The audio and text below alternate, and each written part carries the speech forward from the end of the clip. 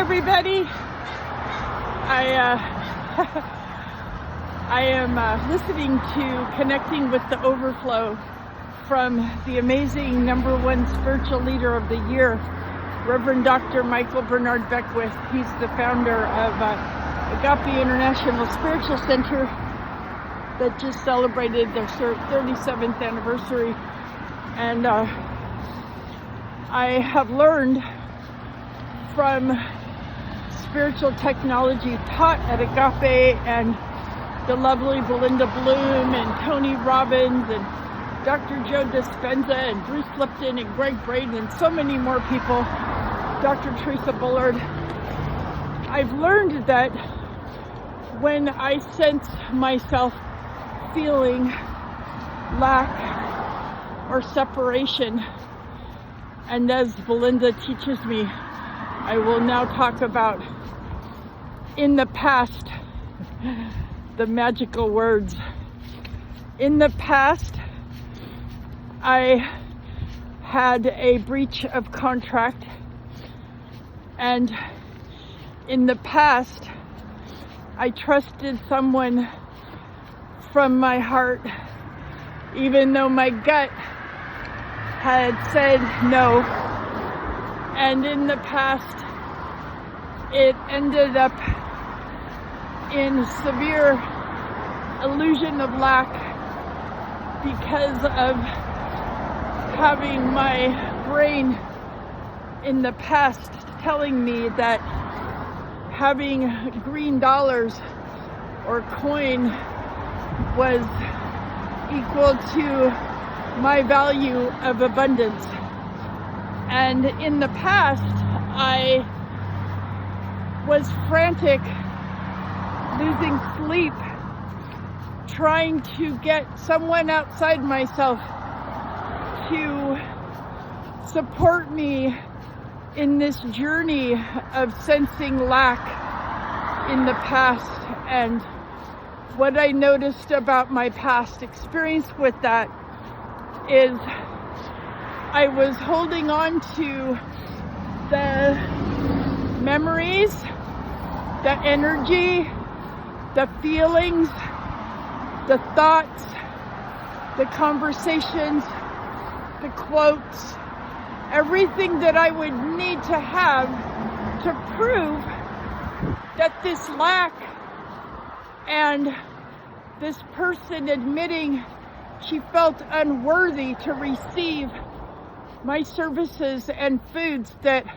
I had such a close relationship with creating for not only me but now her, that it left her speechless, and she got in touch with tears of gratitude when in the beginning of that meet to get her brand new food that I offered on a donation,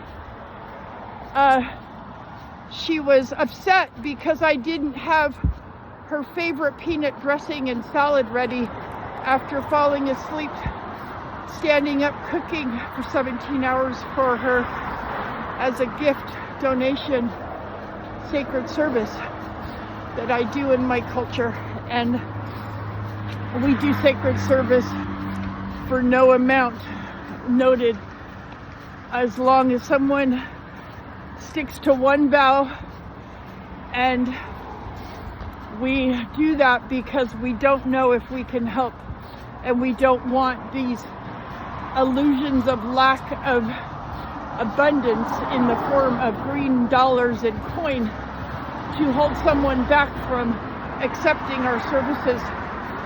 And that is our Celtic culture, old religion way. And I consider that to be my Hippocratic oath as a healer. And I'm not trying to promote, I'm trying to state my spirituality identification and the reason why I let my heart go first in front of my gut.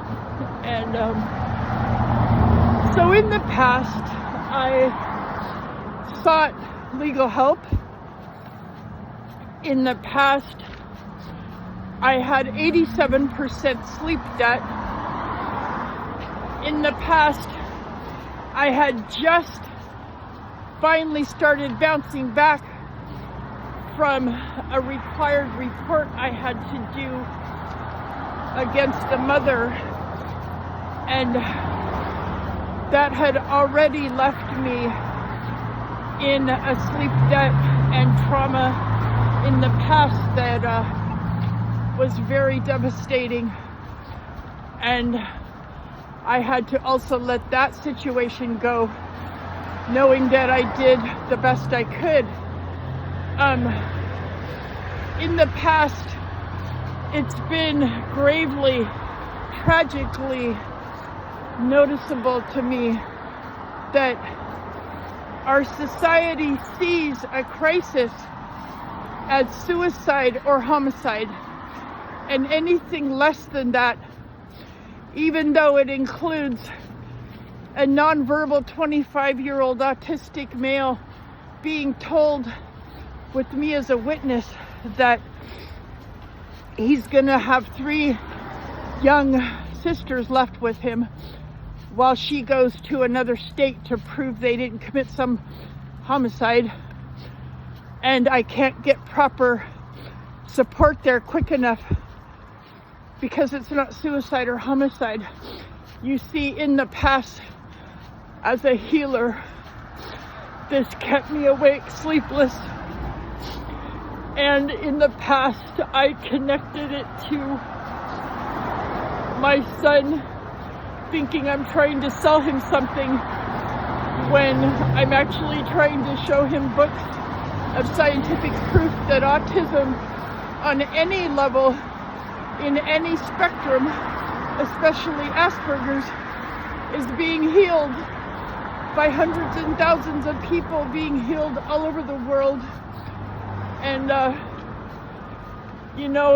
getting off the original point, is that coming from an overflow of abundance, the illusion that I have $0 in my brand new bank account and over $1,000 in overdraft fees and overdrawn charges, and in the past having no rent, green dollars, and no bills, green dollars.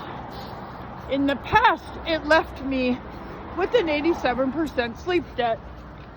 Not to mention wondering if this woman was even alive, because of the fact that I really trusted her in my heart.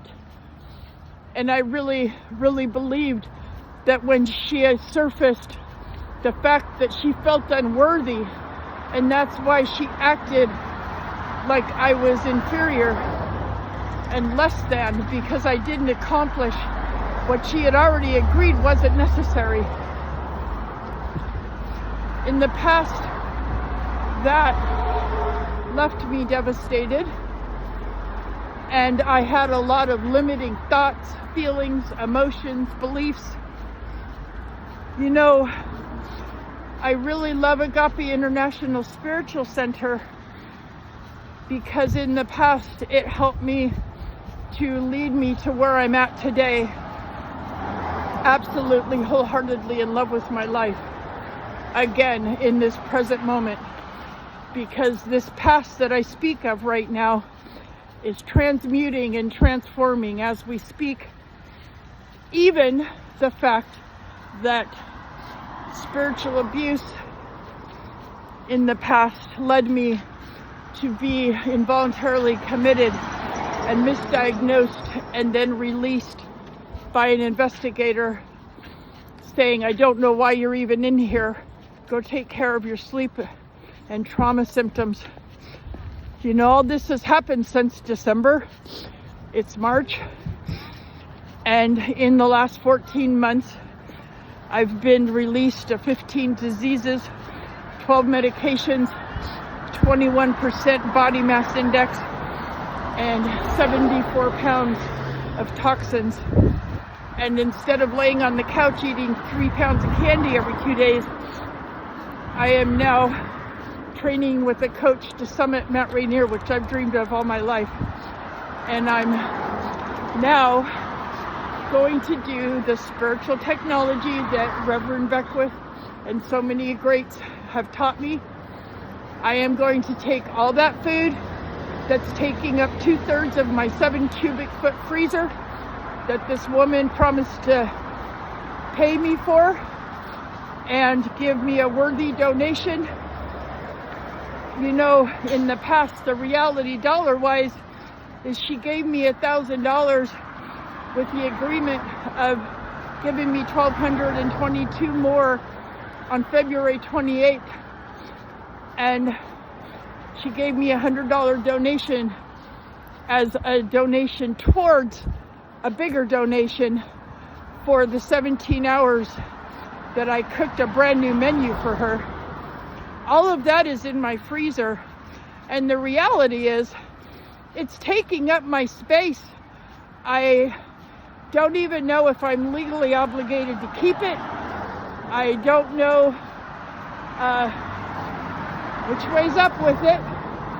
So instead of continuing to hold on to this energy so I can repeat it in a court of law or whatever, my true compassion and my true gut and my heart of hearts tells me that compassion means that we have an understanding and an empathy, whether it be through listening to someone unconditionally present or whether having lived through something similar as someone else.